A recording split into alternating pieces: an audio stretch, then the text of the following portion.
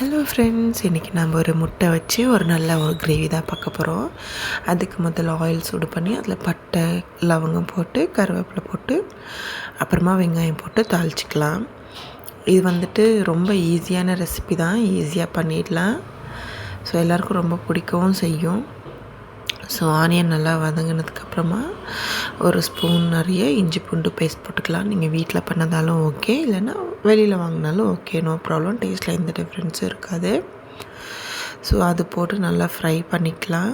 Ginger garlic paste கம்மியாகவே போடுங்க, எல்லாம் கசக்கும். அப்புறமா தக்காளி, ஒரு மீடியம் சைஸ் தக்காளி 2 எடுத்துருக்குங்க நான்.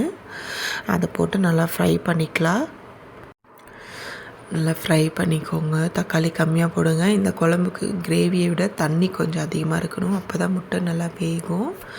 ஸோ இப்போது உப்பு மஞ்சள் பொடி போட்டு நல்லா வதக்கி விட்டுட்டு மிளகா பொடி 1 ஸ்பூன், தனியா பவுடர் 2 ஸ்பூன் போட்டு மறுபடியும் நாம் பரட்டி விட்டுக்கலாம்.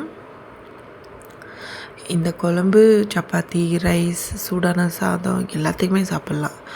அப்புறம் கொஞ்சம் கரம் மசாலா போட்டுக்கோங்க.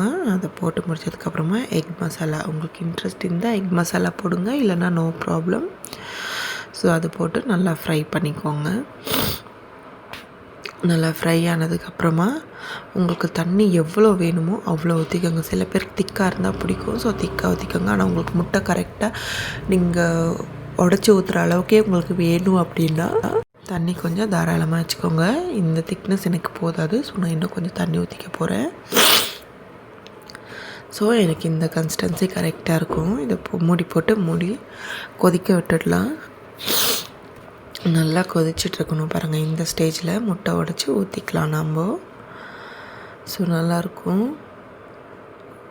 ஸோ இதில் நீங்கள் எவ்வளோ முட்டை வேணாலும் ஊற்றிக்கலாம். ஊற்றிட்டு நீங்கள் கிளறக்கூடாது, இது அப்படியே இருக்கணும். அதுதான் மெயின் இதில். ஏன்னா உங்களுக்கு முட்டை நீங்கள் ஊற்றின ஷேப்லேயே வெந்து வரணும் அப்படின்னா நீங்கள் ஊற்றின உடனே அப்படியே வச்சுருக்கணும். அப்படியே மூடி போட்டு வேக வச்சுடுங்க. பாருங்கள், இப்போ பாருங்கள், நம்ம முட்டை குழம்பு சூப்பராக ரெடி ஆகிடுச்சு.